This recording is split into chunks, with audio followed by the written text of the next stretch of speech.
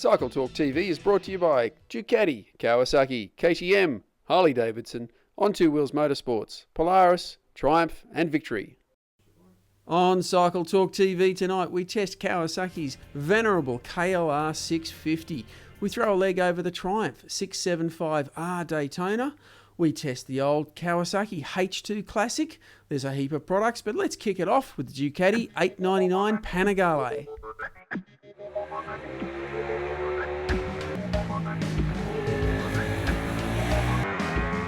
Ducati's 899 Panigale is the perfect example of the right parts going together to make a motorcycle which feels right.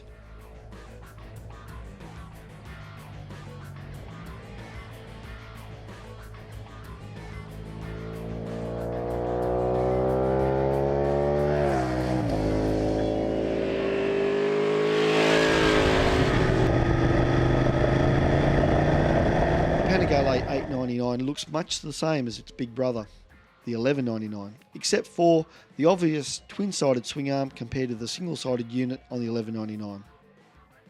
Both the bore and stroke of the Super Quadro engine have been altered to get the 899cc capacity, and it is this Super Quadro engine that forms the nucleus of the chassis. Instead of the engine being bolted into a chassis, the chassis is bolted on in sections to the Panigale's engine. 43mm Showa big piston forks and a Sachs horizontally mounted rear shock work in harmony and provide outstanding road handling without being overly harsh.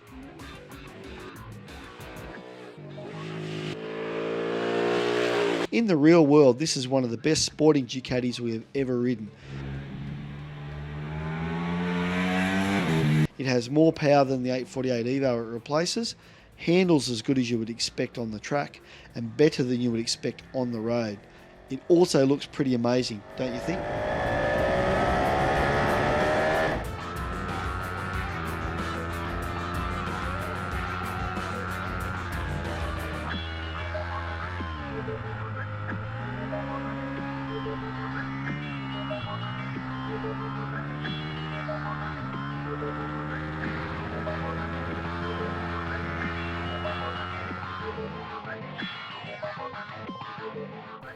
The Ducati 899 Panigale is available now from Ducati dealers right around the country. It's $19,990 plus dealer and government charges, and you can find out a lot more information from ducati.com.au. Read all about the KTM RC390 in the November issue of Cycle Talk magazine, out now. Also on the cover is the 2015 Yamaha YZ450 and 250F. You can read the November issue in print from better bike shops across Australia, on your computer or Android device through cycletalk.com.au in our PDF edition. But the best way to enjoy Cycle Talk is on an iPad or an iPhone, which is everything in the print edition plus embedded videos, slideshows and lots more pictures. And it's all free. Download the app from the App Store and then subscribe free and download back issues too. All of Cycle Talk's editions, electronic and print, are free. Check out more information on Cycle Talk on our website, cycletalk.com.au, and on Facebook, Twitter and Instagram. You could win your choice of a Kabuto Aeroblade 3 road helmet valued at $424.99 or a pair of RXT motocross helmets valued at $358. Just log on to Facebook and like the Cycle Talk page and share the helmet promotion post. Just search for Cycle Talk inside Facebook or go directly to facebook.com/cycletalk for your chance to win. Cycle Talk updates Facebook regularly with news, photos and interesting links. We're also posting great pictures to Instagram and tweeting the latest on Twitter.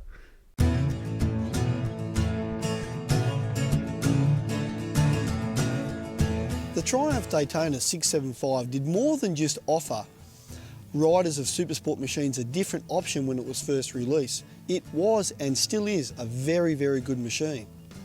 Where before the generic supersport machine was a 600cc inline 4-cylinder screamer, the 675 3-cylinder machine offered more torque than those 600s, and the engine was housed in a top-level chassis and handling package. The Daytona 675 was always a great bike, so it really hasn't been updated very much in its 7-year lifespan, but to be honest, it hasn't really needed it. And then Triumph went and built the Daytona 675R, basically a better mousetrap. Now you can still buy the cooking Daytona 675, but those people that know the benefits of top level equipment will look for this bike every day of the week. In 2013 the engine got quite an update, shorter stroke, making it even more powerful and more flexible. And what Triumph did too was go away from the design it had where they cast the cylinder block integrally with the top crankcase. Now it's full of titanium valves, which makes it rev higher and faster, and it's got 128 horsepower, and I can tell you that's not too shabby for a super sport bike. In 2013 also saw the introduction of a new chassis with 8 different pieces to make the one chassis. The steering geometry was sharpened up, and it's got an adjustable swing arm pivot for all you track day and race junkies out there. The standard 675 gets Nissan front calipers, and I can tell you they're probably some of the best I've ever sampled. Great feel, great power. The R goes one step further. It's got monoblock 4-piston Brembo calipers on the front, and realistically only the most demon of breakers and racers will probably appreciate the difference. The R also gets lighter alloy wheels, one of the reasons why it does feel easier to tip into the corners than a normal 675. And Pirelli Dragon Super Corsas come standard. If you are a real hard charger, you'll appreciate the KYB steering damper, and pretty much in short, all the things you'd like to do to a standard 675 are already done for you by Triumph with their R model. The styling is a bit different too. It's got some stylish pieces of carbon fibre here and there.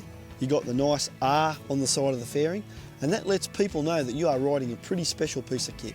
There's some of the other neat touches that the bike has is ABS. It's got a removable tailpiece if you want to do some track work, slipper clutch, and on the dash you can program the shift lights to suit track work as well. So we've already established that on paper the Daytona 675R is just a sportier, racier version of the Daytona 675. But how does this equate to the real world? Well, the real world involves lots of slower speed riding, as we know. Now, what Triumph has done is raise the handlebars by 10mm, lowered the seat height slightly, put an underslung muffler on, replacing the under-seat muffler. One of the things that made the Daytona a little bit uncomfortable on the road was it did sit very high in the back end, putting a lot of weight on your wrists. This bike is just easier to ride on the road now. For me, one of the standout features of the bike is the new short stroke engine. You don't have to thrash it like you would a normal 600 super sport style bike. It doesn't mind it if you do, but you don't have to. It's got plenty of torque. And the induction roar is simply spine-tingling, especially when you're cranking up through the gears with that quick shifter. Now, as for the suspension, you're going to go a long way to find better kit than this. It tips in beautifully, and combined with the lightweight wheels, holds its line, it's sure-footed, it's just top stuff. The brakes, well, the brakes are better than I am. I'm just really struggling to quantify how good they are, at least on the road anyway.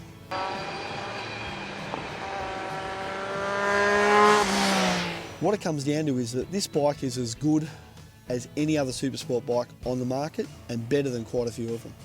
It's going to come down to your preference, but one thing I think will happen is you ride this bike, you'll come away very impressed and you'll love that engine. The Triumph Daytona 675R is available now from Triumph dealers right around the country, priced at $16,990 plus dealer and government charges. Get more information from triumphmotorcycles.com.au.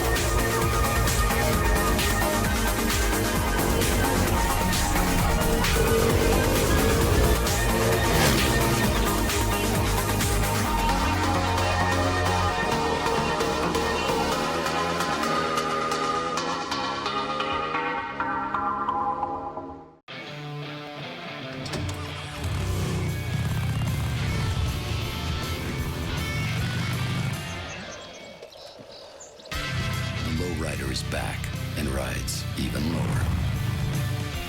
We have unofficial time here. Field Lion leads by 3 seconds from Alex Pickett. It is third place is Chris Dixon, 26.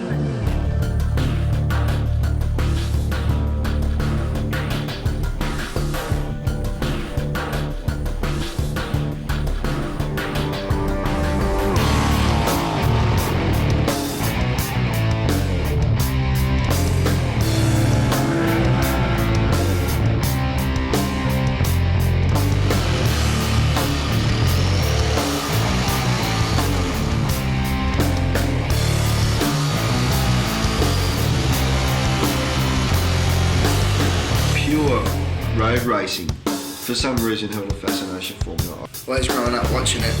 It's my dream, but he's probably taken on some of that. And knowing Dad wanted to do it, I've always wanted to do it.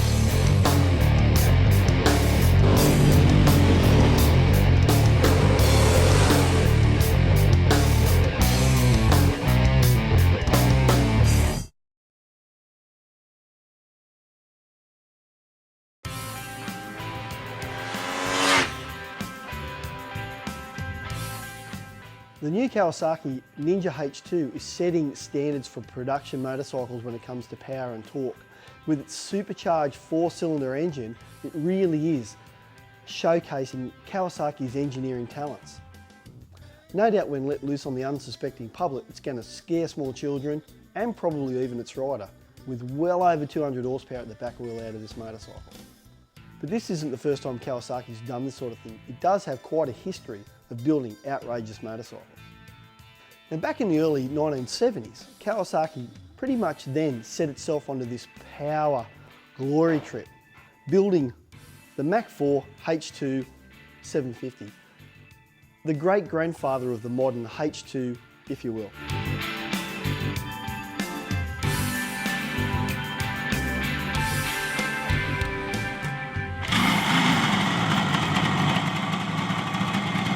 Most of the manufacturers were going 4-stroke, but Kawasaki and Suzuki stayed building big capacity 2-strokes as well as 4-strokes, because Kawasaki already had the Z1B, the 900 4-stroke, which itself was a pretty impressive machine. When it comes to the other manufacturers, Yamaha did have its TZ750 road racing machine, and they did actually build a prototype that was displayed at one of the big motorcycle shows, but it never went into production. Now back in the 70s, you know, it's over 40 years ago, to the early 70s when this machine was built. And they were, even though it was impressive for its time, when you look at the engineering techniques and the ancillaries on the bike, well, they're pretty simple compared to modern standards. But what was definitely the go was that Japan was well known for building great engines, but housing them in fairly average chassis. And as a result, they always went better than they handled.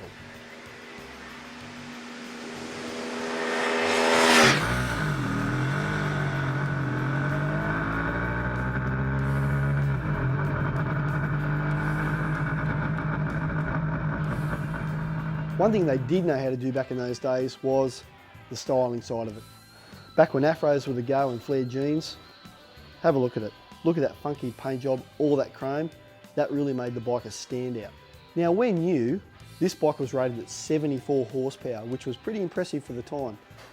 Today, 140 plus is just commonplace, but back in the early 70s, not much on two wheels would touch this bike, especially during a stoplight Grand Prix.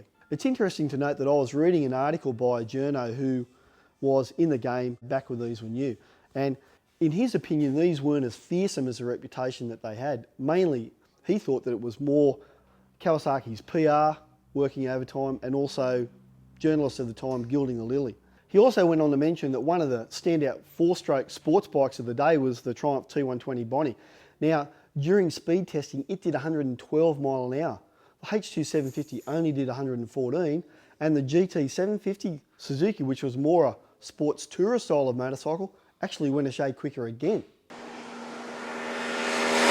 In the classic motorcycle scene, the collector scene, these things are like having money in the bank. They're probably not an easy bike to own, especially on classic club runs where you toot along at 30 miles an hour, follow another old bikes. These things like to be let loose a little bit, and they are a bike that you can enjoy if you can get out on the open road. Around town, you know, low speeds, probably going to foul a plug, but I think that they are a bike that you can have heaps of fun with, and they are a good investment.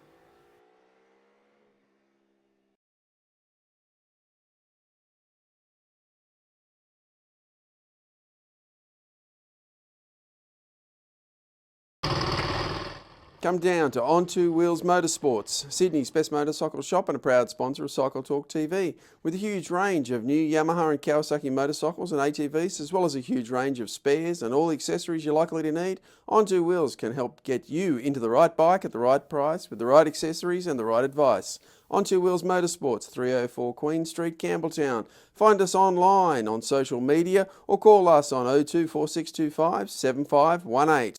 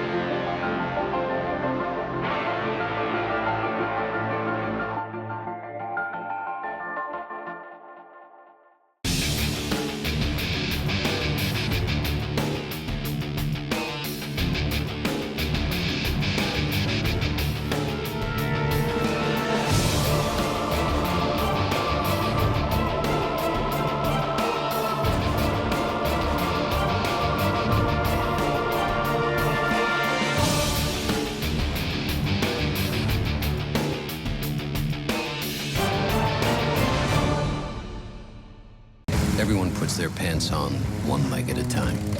What separates some of us, though, is what we throw a leg over after our pants are on. The new Harley-Davidson Breakout motorcycle. Breakout.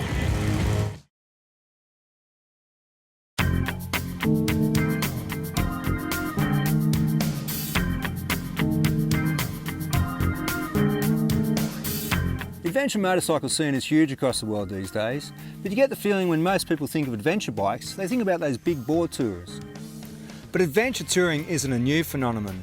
It's been around for decades, and 30 years ago, an adventure bike was usually a single-cylinder trail bike, 500cc or over.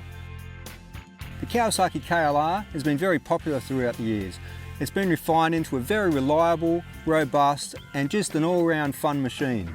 For 2014 there's been a suspension upgrade and they've put stiffer springs in the front and rear. The front now has about 200mm travel and the rear about 185. As part of the bike's overall flexibility is the massive 22-litre fuel tank, so covering big distances is no issue for the big KLR. Of course, if you want to do 1000 k's in one hit, you can always fit a long-range tank from an aftermarket supplier. Oh, did I mention it's liquid cooled? Liquid cooling allows better tolerances in the engine, adds power and doesn't get too hot under the collar in the Outback. Now, why is this such a good adventure machine? Firstly, I found the bike very easy to push around, and once you're on the bike you kind of fit into the seat and gives you room to get your leg out and ride through the bush MX style. At no stage does it feel like a big bike, it's just so well balanced. The suspension felt good, sometimes it was tested with some big hard hits, but overall the suspension felt quite comfortable and effortless. The real surprise to me was just how much fun you can have on the KLR on the road and in the bush.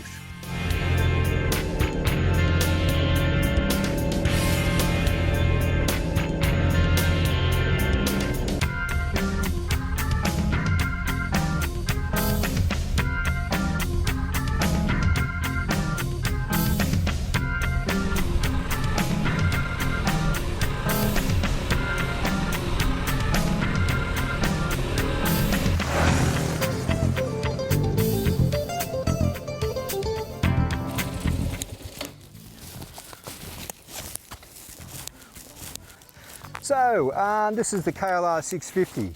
What do I think? Well, I've had this bike now for 10 days and I've done over 800 Ks on it. And I've done some tricky, rocky stuff with it, I've done some riverbed stuff, I've done some fast trials, and the bike just seems to handle at ease. It doesn't complain at all. It's very comfortable on the road, very well balanced on the road too. You can just tip it in quite easy. The power, well, it's not going to rip your arms off, but there's enough power there to have a lot of fun. I think I underestimated how much fun I was going to have on this bike. Through the slower stuff, it's quite good. You can even do some really slow riding, but it's probably a little bit tall geared for that. But in saying that, because the bike's so torquey, it's quite happy to just chug along on those lower revs. It still just hangs in. It's such a torquey motor. It redlines at about 7.5, so if you want to ride it hard, it's quite happy to do that as well. I've taken this bike on 800 k's of tar, open roads, fire trails, narrow rocky tracks and slow bush tracks. I've ridden it fast, slow, and no matter what terrain you throw at this KLR, it seems quite happy to oblige without too much complaint. Anyway, I've had so much fun, I'm going for another black.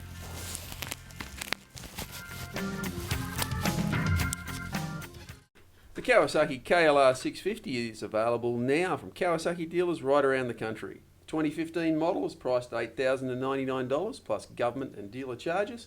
Get more information from kawasaki.com.au.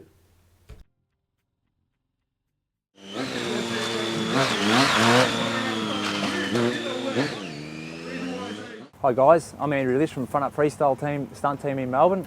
I'm here at the 2014 Triumph Rat Rally in Coffs Harbour. I'm here to tell you about this Street Triple R stunt bike we have. The first thing we have here is our crash cage. This is a very vital part. It saves the casings on the engine, allows us to ride all day. The second modification to this bike, very, very important piece, is the handbrake, which allows us to brake control basically for once the foot's away from the pegs here. This one here is a 300mm front brake rotor. We're running two 4-piston calipers here, one for the foot brake and one for the handbrake.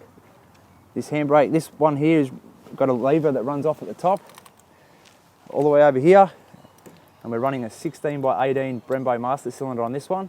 The best possible braking system you can get, and it's also got provision here for another caliper if need be. The next one here we've got is a sub cage. This is a solid mount peg. Basically it stops the pegs from folding at any stage and gives you a really stable place to stand. We also cut a hole in the seat, and I've also got a nice nylon slider here. It takes a bit of the shock away from the subframe. You don't want to be snapping subframes, well that's the end of the day. Okay, this is probably one of my favourite ones, it's my tank dent. Firstly, you take a rubber mallet and you bash it all in nice and neatly as you can. Secondly, we've gone and taken this and taken it to the fabricators and had a nice piece of steel welded in. It's all braced around the top here, and that's going to give us a really nice position here for when you get your legs over the front or legs to the side. Just gives you a really comfortable feel on your bottom.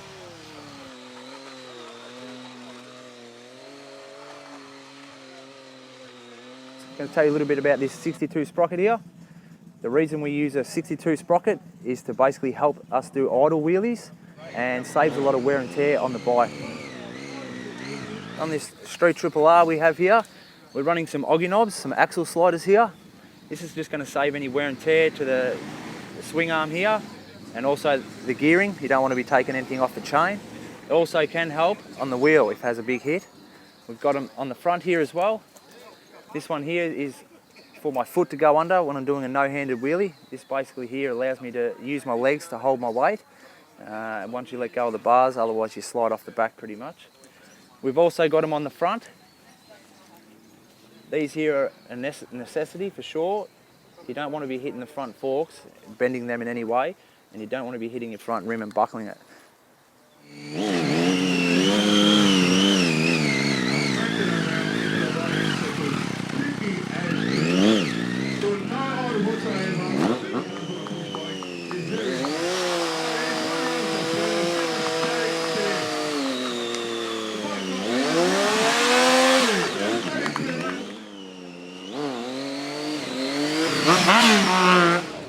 Okay guys, I've just told you about the Triumph stunt bike. If you're keen to see this in action, jump on our website frontupfreestyle.com or our Facebook page, Front Up Freestyle, and check it all out. We'll keep you up to date with all the upcoming shows. We hold an event every month down at Foresight Training Centre in Laverton in Melbourne, and we'd love to see you there.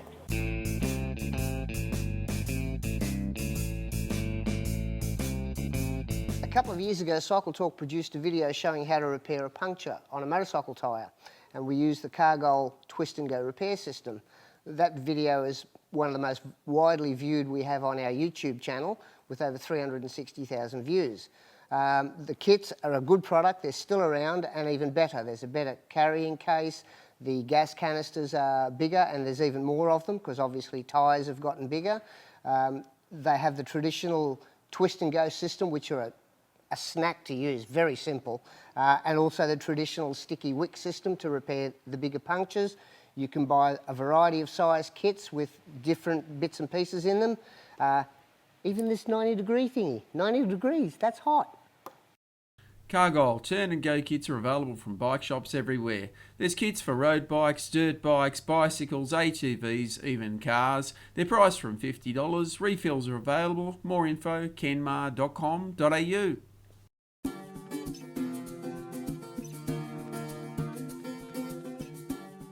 Here at Cycle Talk, we've been using Five gloves for a number of years now. And we can attest to the fact that these European-made gloves are comfortable, but more importantly, they offer high levels of protection. And the reason we know that is because we've managed to crash test them on more than one occasion. And race pedigree is very important to Five gloves. That's why they use MotoGP and World Superbike riders to help develop their model range. Now this is the latest race or sport glove, the RFX Race. And it uses 160 assembled elements in its design. So let's take a look at a few of them. Now the wrist protection comes from thermoformed carbon fibre. Now the back of the hand protection is once again from thermoformed carbon fibre, but it is over memory-shaped foam. There's more carbon fibre on the knuckle protection and some in here that you can't see. Your hand inside the glove is fully protected by Kevlar lining. There's stretch Kevlar at the wrist and cuff of the glove. You've got leather reinforcements on the palm, and the palm solder is once again thermoformed carbon fibre. One of the big problems that a racer faces is if their hand gets caught underneath the bike. How many top line racers have we seen lose their little pinky? Now the RFX Race is designed to minimise these sorts of injuries. Now priced at $575, the RFX Race isn't cheap, but then again, high levels of protection never are. The Five Gloves RFX Race are available from motorcycle shops around the country, although most will have to order them in for you. They are priced at $575 recommended retail, and you can get more information from motonational.com.au.